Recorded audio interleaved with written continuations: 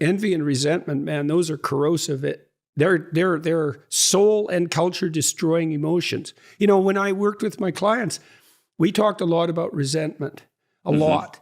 And I had kind of an axiom, which is, well, if you're resentful, there's only one of two things going on.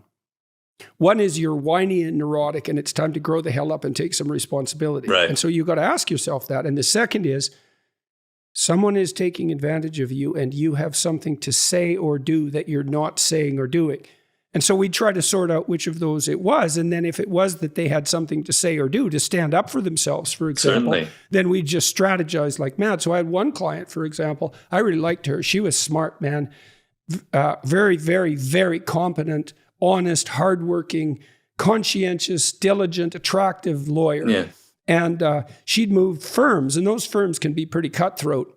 They're full of prosecutors. What do you expect, right? Right. And one guy, when she went into the firm, basically swiped her biggest client through a series of manipulative actions. Right. And, kind of lulled her into a false sense of security, sort of started to cooperate with her and then shunted her out. And then when she started to complain about it, he started distributing rumors that she had mental health issues it was absolutely awful. So we spent about 6 months strategizing how to deal with him.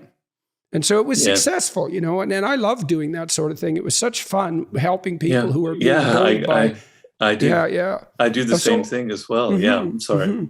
So why do you think this was so popular? Or you said the music industry was particularly pathological. At least this is the reports you got. So why do you think that is? Do you have any theories about that? And then why do you think your books got to be so popular among, rappers, say?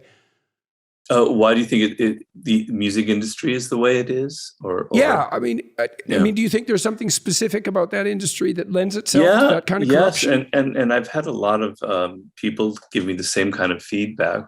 There's a lot of money around, right? Huge amounts of money around, and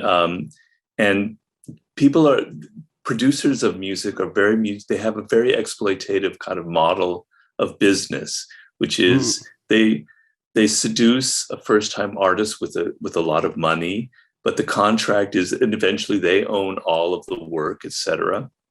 So it was a very exploitive business model, particularly for African-American musicians who were historically very exploited.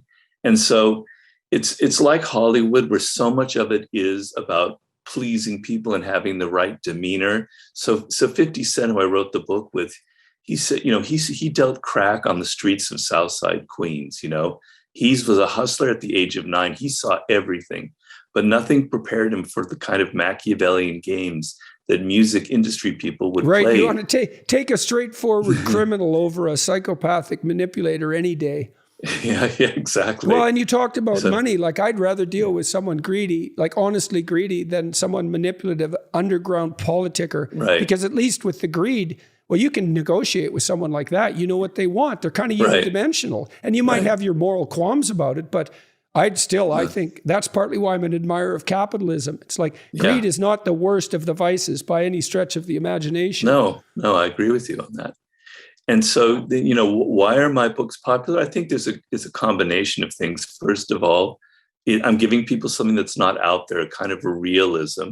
And I think a lot of people are inwardly very tired and very sick of all the kind of coddling that goes on with readers and in our culture, where the people are trying to, perpetuate this myth that it's all about cooperation and getting along, and that business is kind of this world where people are all on the same page trying to create the best product possible, et cetera. And they kind of have the same kind of illusions that I had. And so the harshness of the book that first kind of shocked you sort of excites people. It appeals to their shadow side, if you will, and that shadow side is very much repressed in our culture. And I think artists and writers and people who produce work that kind of vents some of that shadow, some of those darker emotions that people have, it has a very attracting pull on them. So I think that's part of the reason, because there's a kind of a notoriety around the book, and people almost feel like it's something naughty when they have it. And so I think that's part of the appeal of it.